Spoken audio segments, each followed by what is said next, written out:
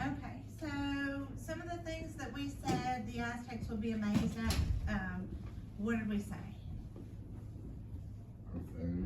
Phones. Yes, what? Cars, very good, yes. But the Aztecs, fossil fuel, okay. What did the Aztecs do to make the gods happy? They did, and they also had, yes, human sacrifices. So in this story, we're gonna read about a situation where the Aztecs were pursuing a human sacrifice. So analyze plot structure. Most stories tell a single plot in chronological order or in sequence. In the story you will read, the author connects two related plots happening centuries apart. They're parallel plots. Parallel plots are two or more plots that share equal time and importance in a story. The Night Face Up uses parallel plots to create tension, a sense of anxious anticipation. As you read the story, study these elements to analyze the author's choice and their effect.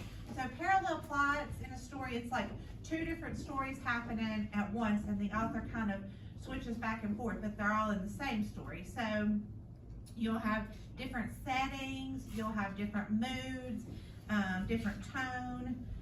Parallel plots, the author moves back and forth between two plots. Each plot has its own tone, created by specific word choices. It has a different pace or speed of narration, and it also has a bridge or a connector that links to the other plot. The author develops tension through pacing, spending shorter amounts of time in the calmer setting as the climax nears, foreshadowing or hints and clues about what will happen later, word choices and details with strong emotional connections. A short story includes elements of fiction, setting, characters, or plot theme. It may use a chronological or a non-linear plot structure. It can be read in one sitting. Short stories contain four basic elements of fiction: a setting, characters, plot, and theme. A theme is an underlying message about life or human nature that the author wants to convey. This short story is remarkable in how the author uses plot and setting to help convey the message. Inferences. Do you guys know what an inference is? I bet somebody knows. Leon? An inference is a guess. So it's basically just a guess based on what you know and what you've read in the story already. So let's see. Truly understanding a story's events, characters, and settings involves multiple strategies. An initial strategy is to recognize what the text says explicitly or directly.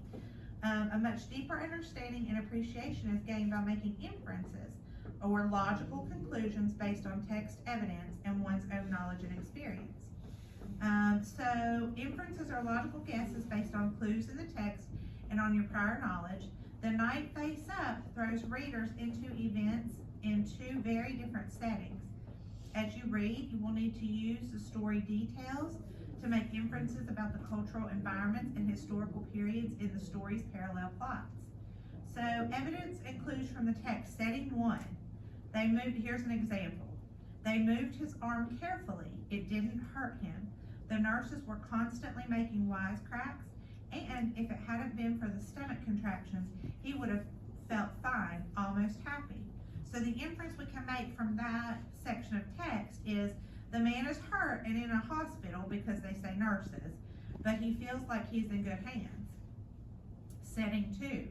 He had to press forward to stay out of the bogs and get to the heart of the forest. The man is being chased through a dark, swampy forest. That's our inference. The man is being chased through a dark, swampy forest. All right. So the author is Julio Cortázar. We're on page 142. Julio Cortázar was an Argentinian teacher, novelist, and short story writer.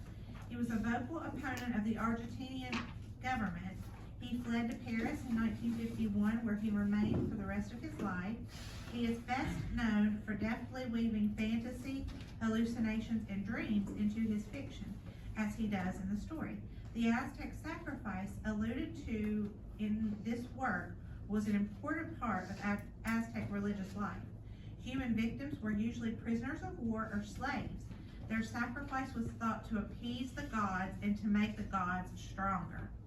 So, annotation and action. Here are one reader's comments about the story's parallel plots. As you read, mark clues about the shifts in setting. So as we read, we're going to use highlighters. If you guys don't have a highlighter, you can come and get some. We're going to mark clues about shifts in setting.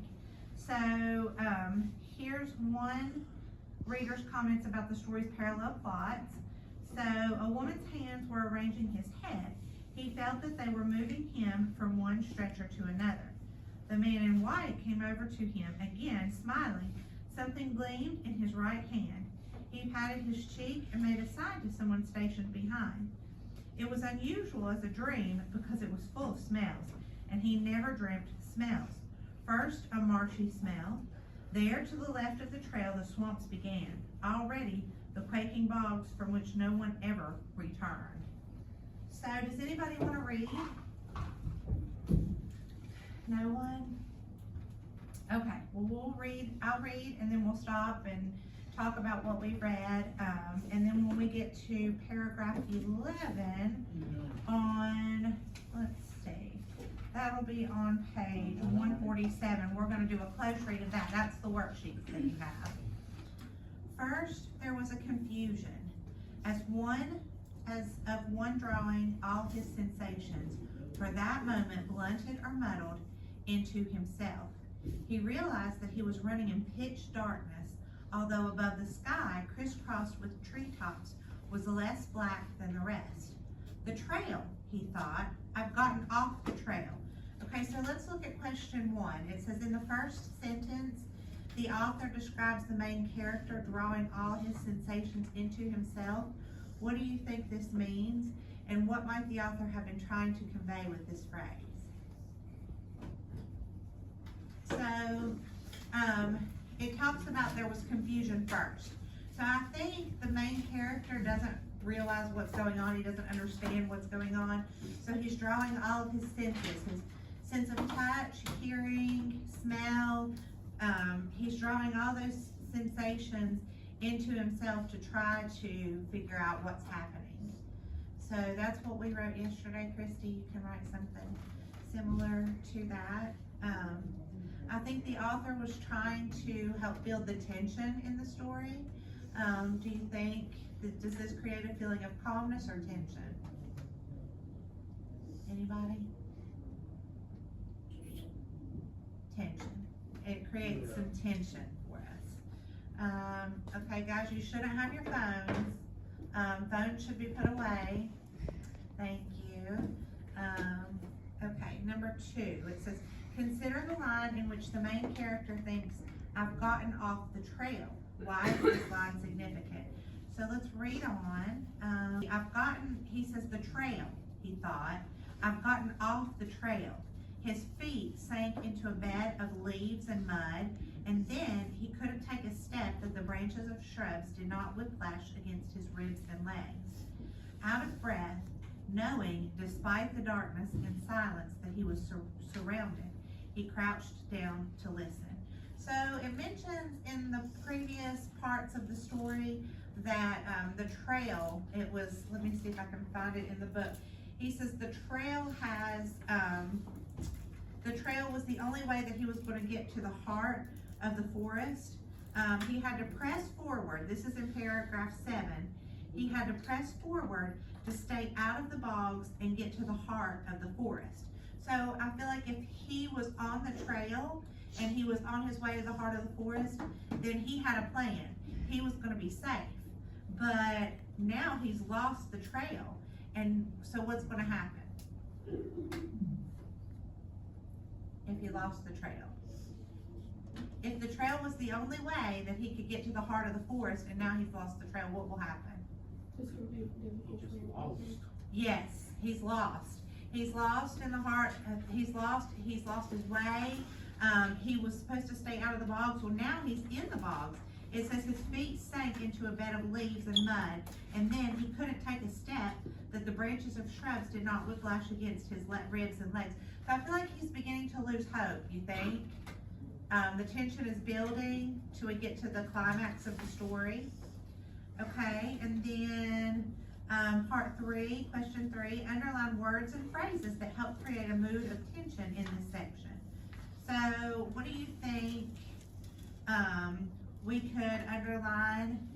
You guys think about, first there was a confusion. We can underline that. Confusion, because that builds tension.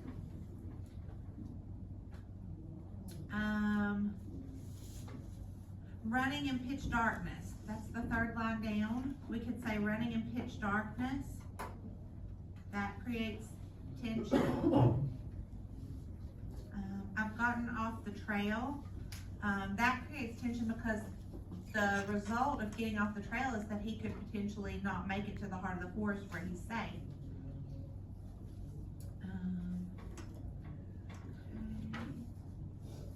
Despite the darkness and silence that he was surrounded. Knowing despite the darkness and silence that he was surrounded. We can highlight that. Okay, question 4.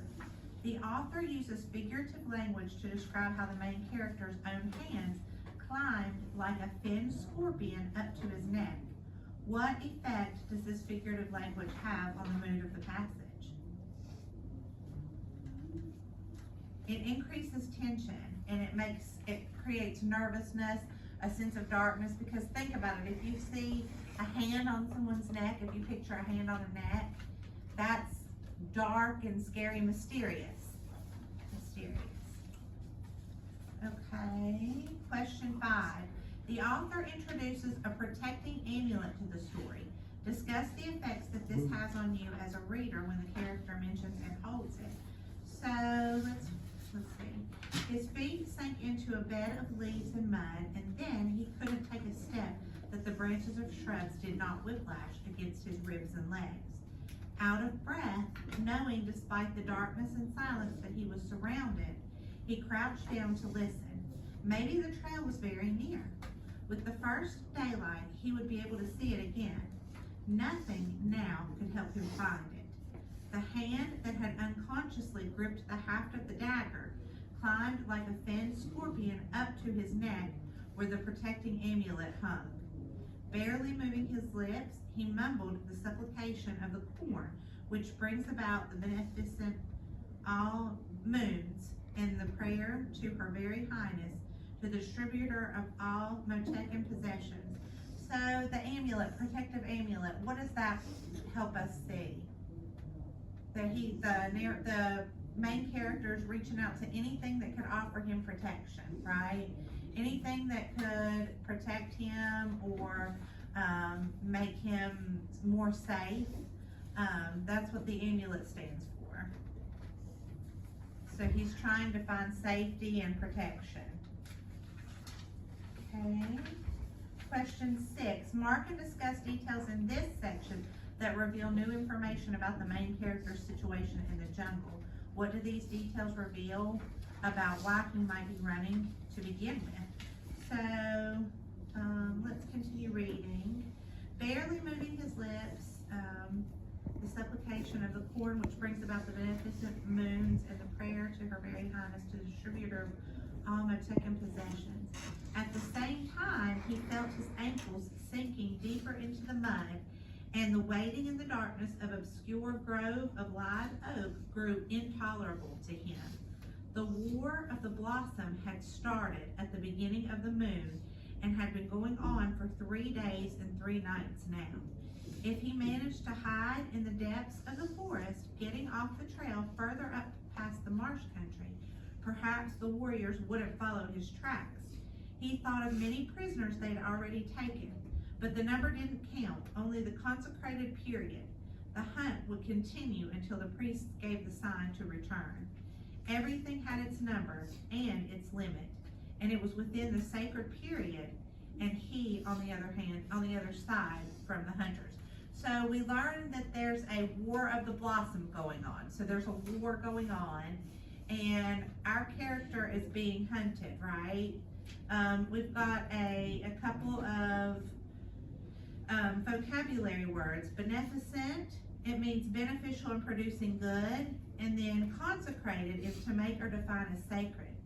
So the number of people, so he knows that there were prisoners. Our main character knows that there were prisoners taken before. Who is chasing him? The Aztecs. Good, Evan. The Aztecs are chasing